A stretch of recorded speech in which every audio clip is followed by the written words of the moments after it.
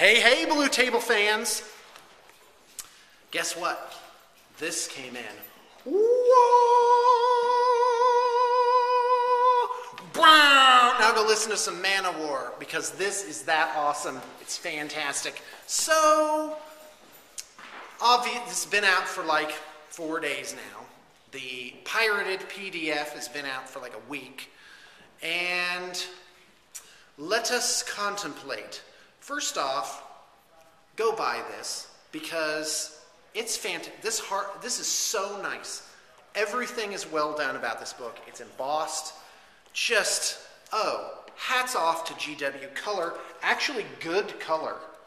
So all those letters I've been writing to them have finally paid off. I'm like, GW, you really got to just improve your art. And they're like, Dear Sean, thank you for bringing this to our attention. You're right. I can't believe none of us saw this before. It's the troll's dream. Oh, wow. Thanks be praised. So, all right, so I'm going to give you my comments, and while I probably will not give as in-depth or as referenced or intelligent thoughts as other more experienced players, I am going to do it with more enthusiasm. Boom! And what I lack in talent, I make up for in volume. Both kinds of volume, actually. Okay, so let's take a look. First off, you got your HQs, blam, and the first page of HQs is entirely taken up by named characters. The famous ones that you've already heard of, that I think were all in other books. 2, 4, 6, 7 of them. And but the thing to note here is almost all of them, 5 out of the 7 of them unlock certain troops, certain elites as troops choices. And then there's the Chaos Lord. Now the note on the Chaos Lord, a couple things here. One is there's not a giant list of stuff you can take. It refers you to another page. So there's an old school war gear list like this, a whole page of goodies that different things can take it, and it has different titles. So, for example, the Chaos Lord can take things from Chaos artifacts, but not Terminator weapons, unless he has Terminator armor. So you get the idea there. What I love about the Chaos Lord is he has a role called Master of Traders, which means if he has a mark of Cahorn, Berserkers now become troops. If he has a mark of Slaanesh, Noise Marines become troops. So at first I was disappointed. I'm like, oh, they moved the cult guys out of troops. I'm like, no, you needed that. You need lots in your troops. Oh, but no, they made it actually make sense, and it's really not that bad. So lovely for that. But I was noticing Khorne, Nurgle, Slaanesh, where's Tzeentch? Ah, it's the sorcerer. If you take a sorcerer with mark of Tzeentch, 1,000 Suns then become troops. So that's basically how they work that. There's the addition of Warpsmith and Dark Apostle, who are both synergy pieces. They give upgrades. They affect the battlefield. So I really love that. I think that's fantastic. And now with expanded Force Org chart at 2,000 points, you can take 4 HQs. So that gives you ample room to include these other things that might otherwise be dropped off, because you only have 2 precious HQ slots. But again, no longer. You can have up to 4 if your game is large enough. And if you're playing a 1750 game, 2 HQs are plenty. Let us continue. So I'm just going to give you my impressions, because while I was attending my son's Cub Scout thingamajooly, I was sitting in back reading this Chaos Codex. And so my son comes up. He's like, what are you reading? I'm like, oh yeah, here's this cool stuff. It's great. So, who's the child in this relationship? Okay, troops. Troops are Chaos Space Marines. They have tons of different options. They can take marks now, which is a huge deal. The marks give you, let's see if I can remember them. Khorne gives you Rage and something like Furious Charge or something like that.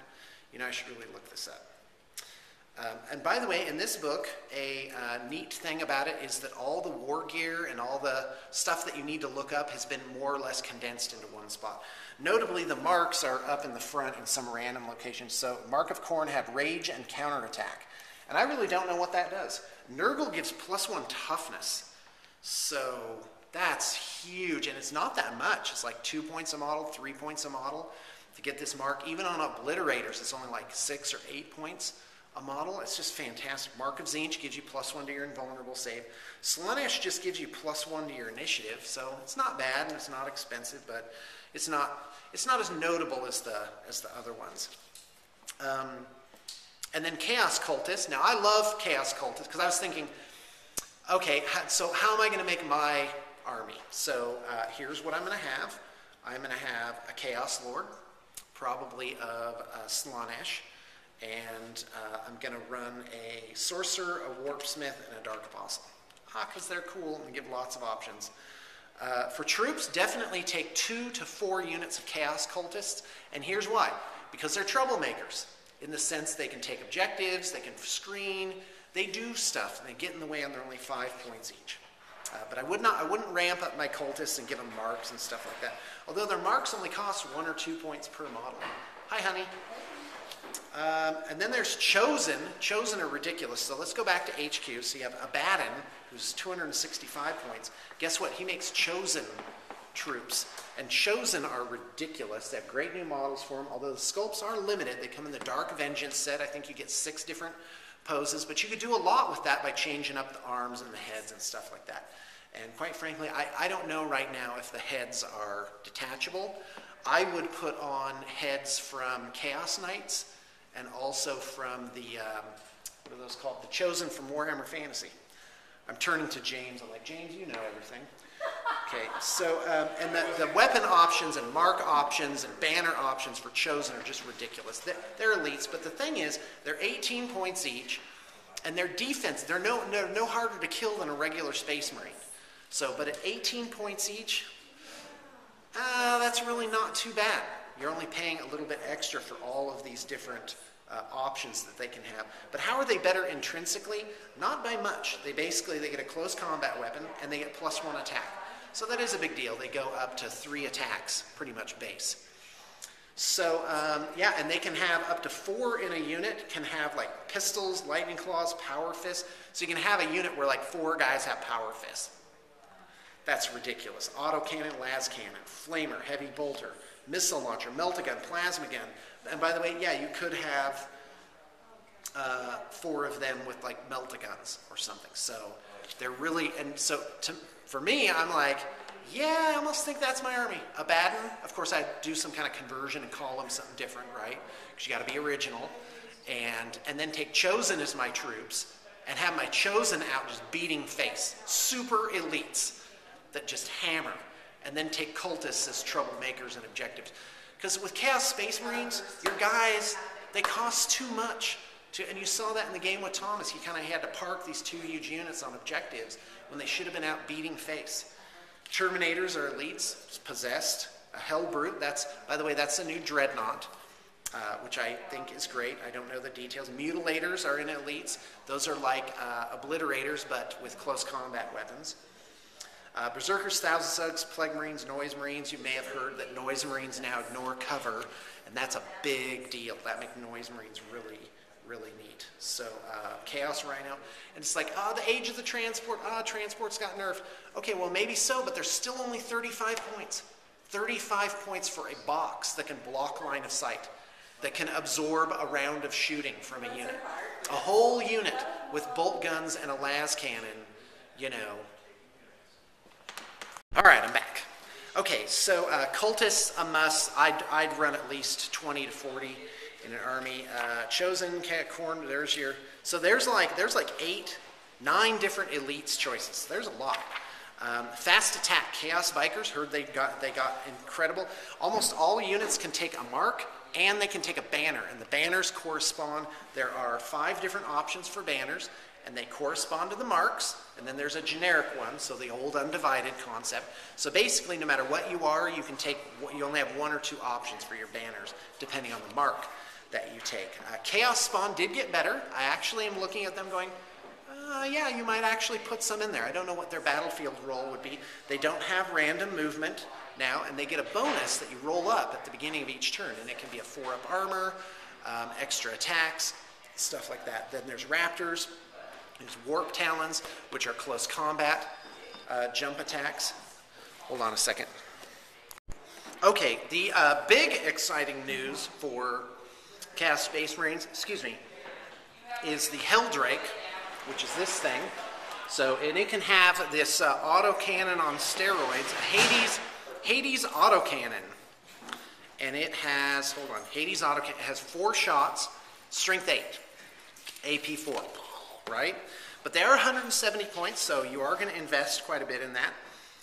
And you can also have a Bale Flamer, which is obviously a flamer weapon. 2, 4, 6, 8 choices in heavy sport, so you've got a lot of options in this. Personally, you've got the old classics. You also have Forge Fiend and Mauler Fiend, which is this new kit that makes 2 things. Quite frankly, I haven't really looked too much into them. But that is my initial impressions of the Chaos book. If I made an army for Chaos, and that's coming, by the way, just me personally, I would do an Abaddon stand-in.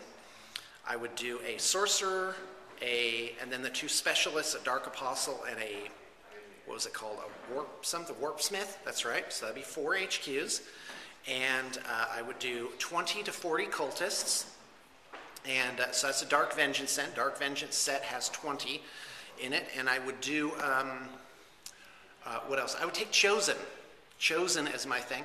But if that's not your thing, then switch out whatever it is. Probably, I'm going to say 4 units of Chosen. Probably 6 to 8 models each. And they can have marks, so you could theme them up. There's just so much that can be done with that. For elites, that is a toughie. There's certainly plenty of choices there. But boy, you've got your heavy hitters and your specialists just in your troops choices. I would throw in a Hellbrute just because the new Dark Vengeance model is so incredibly cool. Let's see here. Definitely a Helldrake. I always like things in pairs because I have kind of a obsessive-compulsive thing with making it an even number. So a Helldrake, and let's see here. And for heavy sport, definitely Forge Fiend, Mauler Fiend.